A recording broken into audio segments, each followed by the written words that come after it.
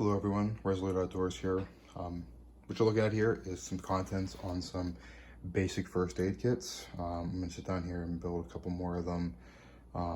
Just kind of what I'm going over here is a basic first aid kit, something like this, more of a boo-boo kit than anything.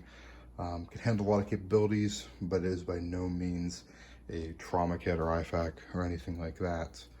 The main focus of a kit like this is something to keep in your car, something to keep in your drawer at work, things like that, stuff that if you're not going to get to it immediately, you're going to be fine. It's just more comfort or creature comforts, things like that. Your IFAK obviously is something that if you don't get within 30 seconds or so, could be potential life or death, and that's basically why I have these two broken up. They're not one comprehensive first aid kit, because there are going to be times when you want both of these things. But this is something you can put away in a pack or something like that, and not need it for a little while, or something like this you're going to need immediately. Like I said, this isn't really something that's like a long-range extended stay type kit. If you're going on a backpacking trip, multi-day trip, things like that, you might want to supplement this with more splints and things like that, for potential sprains and breaks and things like that. This kit really doesn't handle a lot of that. So just kind of go over some of the bags that I'm using. I think a lot of people put a little bit too much emphasis on the container itself. You can spend 20, 30, 40 bucks on some sort of case, hard shell, waterproof, whatever, for a basic first aid kit. Right here, I'm just using these cheap little bags here from the dollar store. They're nothing special, just $2, $3 or so. You can get them on sale. Sometimes they'll discount them. They open up nice, as once we dig into this kit, you'll kind of see there's a lot of different pockets. It's set up nice. It is designed to be a first aid kit. This isn't waterproof. Good way to work around that.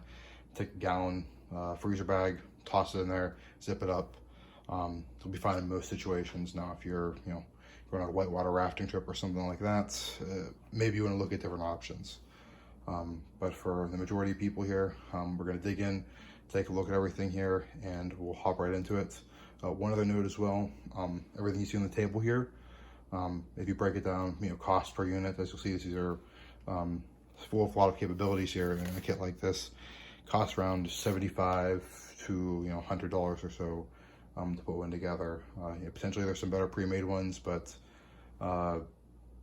for me, this gives a lot more capability, width-wise, with different things I can do with it, different treatments, things like that, and a lot more depth as well, more gauze, medicine, things of that nature. So let's jump down on the table here, and we'll take a look, and we'll dive into these. All right, so let's start digging into this kit here. So pretty easy to open zipper. Like I said, not super quality. These have held up well for me. These aren't something that you're getting into every day, so your experience may vary. Let's take a look here at this first part here. Have a little bit of some cotton balls here. These are good for applying some medicine and things like that. Treating minor pinpricks, things like that. Just kind of more blood soakers. Nothing crazy. Just figured I'd have a couple of those in there. Pretty light, pretty cheap. Have some rolled gauze here as well, just kind of for lacerations and cuts and things like that. We'll get back into this pocket here. We have some sunscreen. Obviously, if you're out and about and you get sunburnt, that can make for a pretty miserable day. So a little bit of sunscreen in there. Farther in this pack here, I have a lot of alcohol prep pads. The biggest thing you're going to be handling here is going to be minor scrapes, cuts, things like that. Having prep pads, alcohol prep pads, things to clean out those wounds is very important. So, dig into here some more. We have some of our medicines here. This is a big thing too, Tylenol, Bear aspirin, and we have some Aleve here. I wanted to make sure we had naproxen, some aspirin, and some acetaminophen, just because some people may have allergies taking one painkiller over the other. Aspirin if someone's having a heart attack or something like that. I did mention the cost earlier. This is a lot of the cost comes from using these individual packets as compared to, you know, getting a baggie or a container and, you know, using, you know, some generic Tylenol, some generic aspirin, you know, generic acetaminophen or Aleve, you know, things like that. You know, I choose to go with these just because they're easy. You know, you can hand this one pack to someone if someone else is in need of it. So you don't have to worry about handing them a baggie, digging through a bunch of pills, you know, making sure, you know, they grab the correct one, stuff like that. We're down in here, we have, these are some anti-diarrheal pills, especially if you're out and about. You know, no one likes some diarrhea, so have some pills in there to take care of that. Got a good amount of those in there, maybe a little bit more than I would need, but if someone needs them, they're definitely going to need them. Also, I have some Benadryl you can take, you know, orally as well for allergic reactions, things like that. A few other little, you know, creature comforts in here as well. We have some chapstick, especially in the winter. You know, dry chapped lips is no fun, especially if you're out and about. And also a little bit of Tums here for an upset stomach, heartburn. You know, simple, couple bucks. You know, nice capability to have for the cost. So we'll get over into here. We have some anti-itch cream, some Benadryl, you know, for poison ivy, things like that. Pretty big tube, gives you a lot of capability there. We have our triple antibiotic ointment.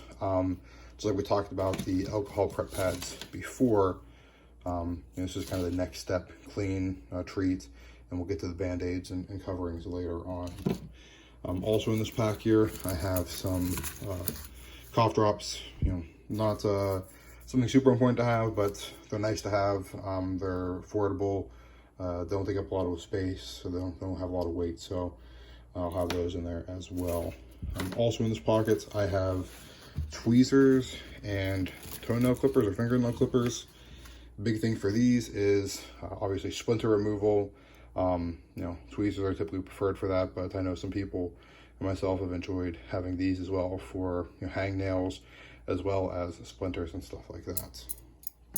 Also in here, I have some artificial tears, so anyone gets anything in their eyes or has any problems with dry eyes, things like that. Just nice to have. Like I said, small, lightweight container here, you know, easy to pack along. So let's get into the other side over here. First things first, I have a little travel bottle here of alcohol. So that has rubbing alcohol in it. Big thing with that is you can clean wounds with it, things like that. These containers are pretty easy to get. They are at Walmart, shampoo and things like that. They're designed for shampoo, conditioner, and things like that. Also have a lighter wrapped in duct tape. You know, something more if you need to sterilize these tweezers or something like that. If someone else uses them, they get blood on them. Obviously, you can use your alcohol wipe, but you might want to heat them up too. And it doesn't hurt to have a lighter. Always useful, easy, lightweight, wrapped in duct tape. Dig into here, some more. We have a fair amount of gauze, some 4x4s, a little bit of 3x4s. You know, more gauze than I think you'd find in a normal over-the-counter first aid kit. Big reason I have a lot of gauze in here is, like I said, the majority of incidences are going to be bleeding, things like that. Like I said, this isn't really a trauma-based kit, but it's better to have more gauze than less gauze. You know, ask someone who's actually had to use gauze for a wound and things like that. You go through a lot more of this a lot quicker than you would originally believe so.